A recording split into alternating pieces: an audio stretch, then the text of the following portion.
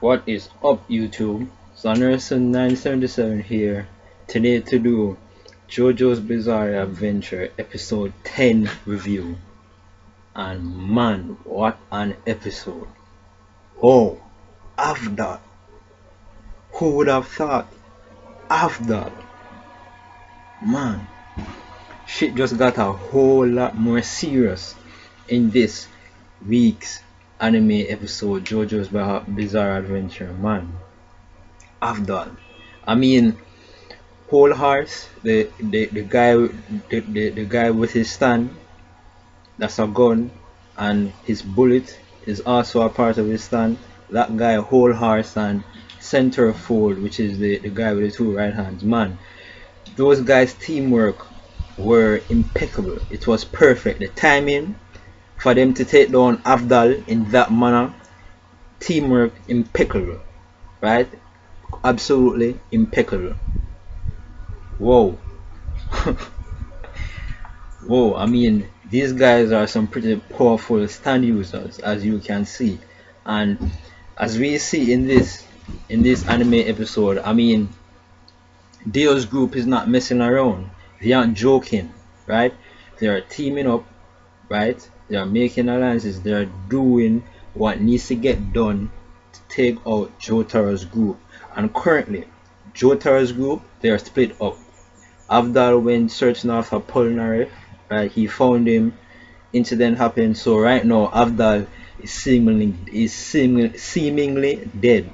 We can safely assume that Avdal, from the way it seems, he got shot to his head, stabbed in the back first, right? And then almost instantly afterward, shot to the head. Boom. That's him. Right? So one member of their group already taken out, and they in fact specifically said in this episode that taking out Avdal for them would be the best course of action, because for them and their abilities, Avdal would be the more tougher opponent for them to beat. Avdal would be harder, or the hardest one out of their group for them to beat. So it seems like it's a win-win for them. So Avdal is seemingly out of the mix. Their group is currently split up. Jotarou is wandering about by himself, and along with his grandfather, they are trying to search for the other members and where they are. So it's possible that those guys could be ambushed. Real possible. But man, Avdal, damn, he got taken out, man. Well, this is one intense episode of JoJo's Bizarre Adventure, I have to say. It's pretty incredible. But from there, I'd like to talk about this guy Centerfold, the guy with the two right hands. Yeah, the guy with the two right hands, Centerfold. What I noticed about him and his ability. Now it seems that Centerfold, right? There's certain tips and cues that I've picked up from watching this anime episode about Centerfold, the guy with the two right arms. Up to now, we know his name, we know his stand's name, their abilities, right? We've seen it being demonstrated, but we haven't seen his real face, like what it really looks like, right? His appearance. We've seen the basic outline of his bodily appearance, but we still don't know what his face looks like, or what he looks like. So on the other note, what I have noticed about Centerfold, right, for all the times that he has appeared, right, I've noticed that he always hides in the shadows. He doesn't come out in the quote-unquote light, right, the sunny areas, the bright areas. He doesn't come out in those areas. He always hides in the shadows. When Whole Horse, that blonde guy, was walking on his elephant and we see Centerfold for the first time, he's hiding behind this building where the sun was facing one direction, so that the shadow would end, so that there would be a big enough shadow for him to lean up against that kind of wall or column that he was leaning up against, right? He always seems to appear in the shadows. He doesn't come out in the light of normal sunlight, normal daylight. He doesn't seem to come out in those appearances. Another hint that proves what I've noticed is that when Polnareff asks this other guy where was the guy that he saw with two right arms, and that guy pointed over to the to whole horse when he was walking. We see two of them walking together. All of a sudden we see it was cloudy at first, and we see the clouds begin to break, begin to disperse, and sunlight begin to shine through. When that happens, when the sunlight begins to shine through, what happens almost immediately afterwards? Centerfold immediately disappears. He was walking right beside a whole horse, and then he's suddenly not there anymore. So that's another proof, that's another confirmation of what I noticed about Polnareff, which gives us a hint into his overall stance ability. He always appears in the shadows. That's one. And two, second point is that his stand, it seems that his stand doesn't exist or doesn't come about unless there's some mirror to reflect it from, right? Remember the first time when it showed itself to Polnareff, right?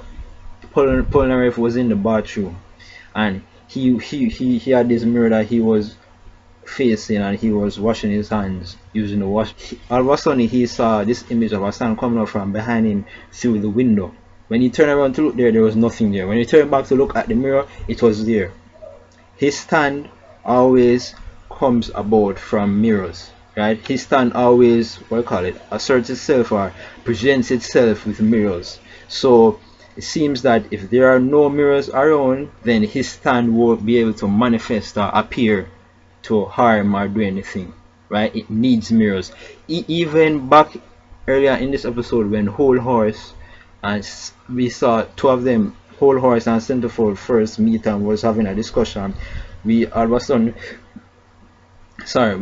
sudden see this snake begin to appear behind Centerfold, like it was beginning to strike. It was aiming for a strike at Centerfold. This cobra, it was jumping after Centerfold, and what happened? We see Whole Horse manifest his gun, right? Take out his stand, shoot the snake in half, right? The top half of the snake was still flying towards Centerfold. What happens, right? There was a buckle, right? There was a buckle, and there was a snake reflection coming at Centerfold through that buckle. What happened? We see his stand just come in there and slice up the snake to bits. Again, another proof that his stand can't attack, can't manifest itself without a mirror. A mirror needs to be there for his stand Centerfold, for his stand Hangman. Actually, his stand's name is Hanged Man. For his stand Hanged to be effective, there needs to be a mirror around. There needs to be a mirror around. Without it, it seems that his stand won't be able to fight and effectively, operate. There needs to be a mirror, and for he himself, he always appears in the shadows. We have, up to now, we haven't seen him in the sunlight. So those are two hints that I've picked up about Centerfold thus far. Yup. So overall, my thoughts on this episode, it was a very good episode. Again, no one expected Avdol to be taken out like that. Those guys, Whole Horse and Centerfold, those guys' teamwork is impeccable, and Dio is not playing around. So Jotarou's group, they need to regroup, they need to rethink their strategy, right? They need to have some bigger countermeasure against Dio and his group, because as we can see, Dio's group members are teaming up. They are doing what it takes, right? Whether it be ambushing Jotarou's group or teaming up together, right? They are doing what it takes to get rid of Jotarou's group, right? They aren't playing around.